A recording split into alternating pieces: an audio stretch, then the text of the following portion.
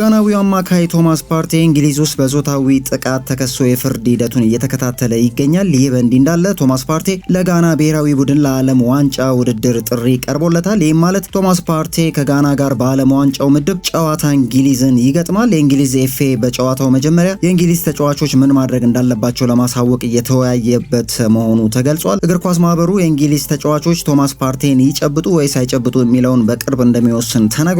ጋና ትላንት ከዌልስ 1-1 በተለያየችበት የወዳጅነት ጨዋታ የዌልስ ደጋፊዎች ቶማስ ፓርቴ ላይ ተቃውሞ ማሰማታቸው ታውቋል። ማንቸስተር ዩናይትድ ብራዚላዊውን አማካይ ኤደርሰን ከአትላንታ ለማስፈረም ከስምምነት መድረሳቸው ታውቋል። ቀዮቹ ሰይጣኖች ተጫዋቹን ተጨማሪ ክፍያን ጨምሮ በ45 ሚሊዮን ዩሮ ለማስፈረም ከስምምነት መድረሳቸው ተዘግቧል። ተጫዋቹ በማንቸስተር ዩናይትድ ለተጨማሪ 1 ዓመት የመቆየት አማራጭ ያካተተ የ4 ዓመት ውል ይፈርማል። የ26 ዓመቱ አማካይ ኤደርሰን በቀጣይ የሕክምና ምርመራውን እንደሚያደርግ ተዘግቧል። ተጫዋቹ በሌሎች ታላላቅ ክለቦች ኢላማ ቢደረግም ማንቸስተር ዩናይትድን ለመቀላቀል መምረጡ ተነግሯል። አድማጮቻችን ዜናዎቻችን ይቀጥላሉ። ለዚህ ቻናል አዲስ ከሆናችሁ ገጻችንን ፎሎው እና ይህን ቪዲዮ ላይክ በማድረግ ቤተሰቦቻችን ይሁኑ እንላለን።